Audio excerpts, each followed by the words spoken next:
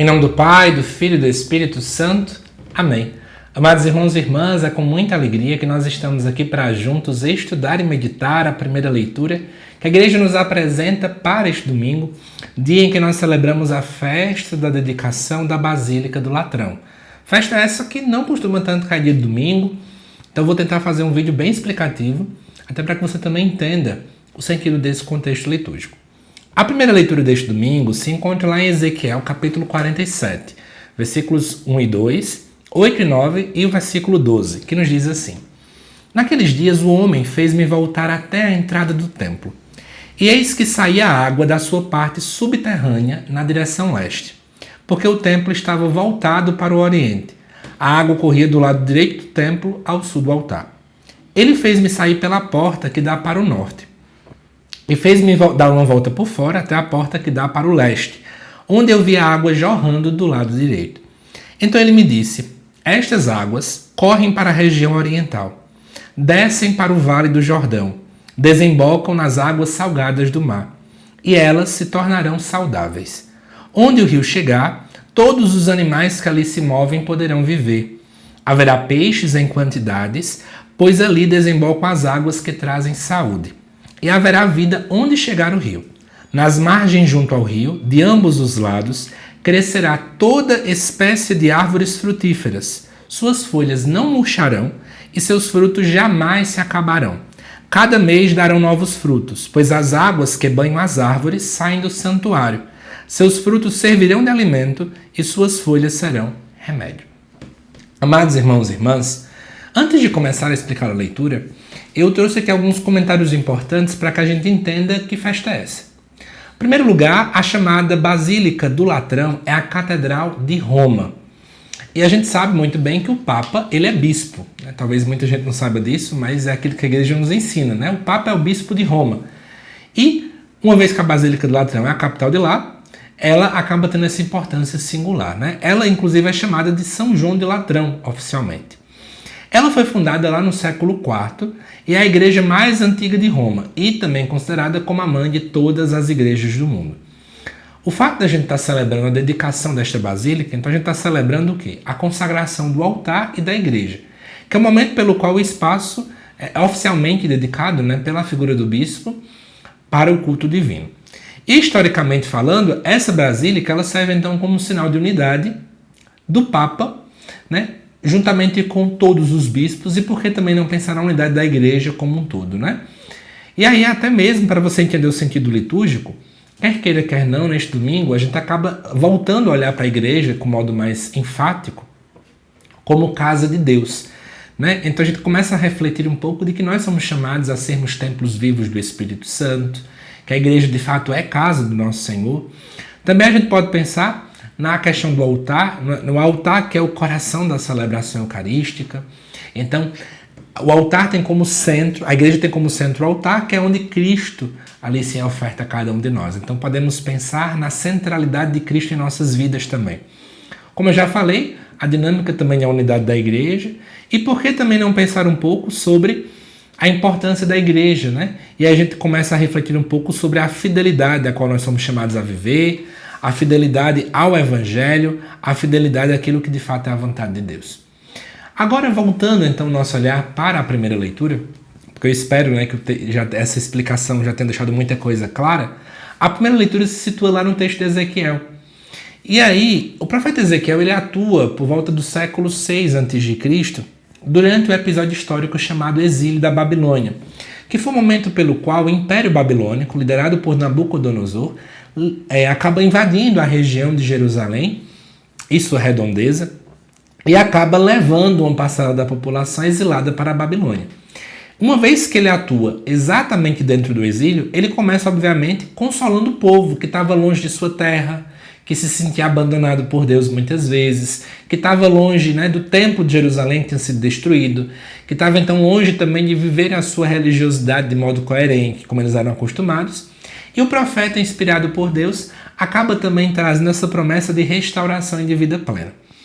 E aí, o texto acaba falando muito da ideia do templo. Antes de eu fazer o comentário versículo a versículo, eu queria comentar de modo geral algumas imagens que aparecem aqui. Uma é do templo, né?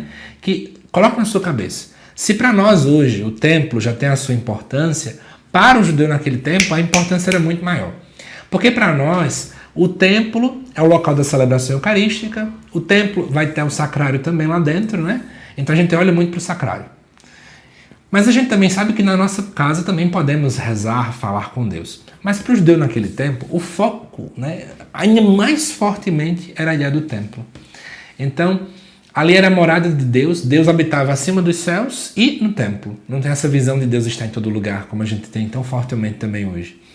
E é interessante ver que daqui, né, surge essa água que traz a função da vida. No contexto bíblico, a água simboliza vida, purificação, bênçãos divinas, graças de Deus. Então, o fato de que do templo surge tudo isso traz essa visão todinha, né? Essa fecundidade, essa ação salvífica que brota do próprio Deus. Também vemos aqui rios, vegetações, que traz a ideia de fecundidade, também de cura e também de abundância, né? Toda a criação experimenta essa graça que brota do próprio Deus. Também temos uma orientação aqui do templo, porque o templo está voltado para o leste e a saída da água, né, pelo lado direito. Então, a bênção de Deus, ela flui para todo o povo e para toda a criação. É esse o contexto. Agora vamos mergulhar um pouquinho nos versículos. O versículo 1 e 2, que é quando a primeira parte do texto, né, diz assim: um homem fez-me voltar até a entrada do templo. Esse homem seria uma figura simbólica ou até mesmo um ser angelical que guia a visão do profeta Ezequiel. Ele representa uma espécie de uma mediação da graça de Deus.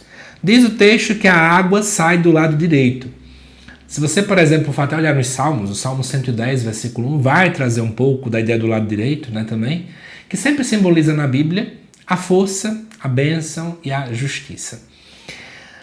Diz aqui também que sai a água da sua parte subterrânea na direção leste. A direção leste, o sol nasce no leste. Então simboliza luz, vida, esperança, assim como o sol também traz isso pra gente, né? Deus então traz uma vida nova no templo, do templo, né? É interessante também saber que o templo naquele tempo, o templo de Jerusalém, tinha várias portas. E o fato de Ezequiel dar uma volta, né, mostra que a bênção de Deus se estende a todo o redor, para todos os lados, não é apenas para um grupo específico, né? A graça de Deus que ela é universal, que atinge todas as pessoas. Depois vemos o versículo 8 e 9. O 8 vai começar a falar que as águas correm para a região oriental, desce pelo Vale do Jordão e por aí vai. O que acontece? Para quem não sabe, as águas chegando em um Mar Morto tem algo importante. Naquele tempo, o Mar Morto tinha, inclusive ainda hoje, né? Ele, por ser fechado, tem tanto sal, mas tanto sal, mas tanto sal, que lá não tem vida. Você não tem peixes nascendo ali e por aí vai. Então, o mar estéril. Então, o nome morto, né, para dizer que não tem vida ali. É interessante perceber que essa água que jorra do templo chega lá no Mar Morto. Ou seja, Deus é capaz de trazer vida até onde não existe vida. Deus é capaz de trazer vida até no lugar mais estéril possível. Deus está ali presente, atuando. Isso é muito bonito. Depois fala até mesmo que os animais que estão ali, né, vão poder viver, vão então estar saudáveis. Né? Inclusive fala isso no versículo 8. Ou seja, Deus que cura, traz restauração, traz vida, traz fecundidade até onde não existia. Além disso também, quando a gente chega no versículo 12, fala aqui das árvores. Né? É interessante perceber que essas árvores vão ser frutíferas nessas margens. Elas trazem fruto. O fruto mostra uma abundância que é perene, que é contínua, que não para. E é interessante também lembrar que muito naquele tempo, naquele povo, né, especialmente no contexto da agricultura, usavam muitas folhas como questões medicinais, né, com a sua ação medicinal. Então são como remédio, que trazem cura física e também uma cura espiritual para aquele povo. E aí, amados irmãos e irmãs, quando a gente olha tudo isso, tudo brotou do templo. O templo que aí traz essa simbologia da igreja. Tudo provém de lá.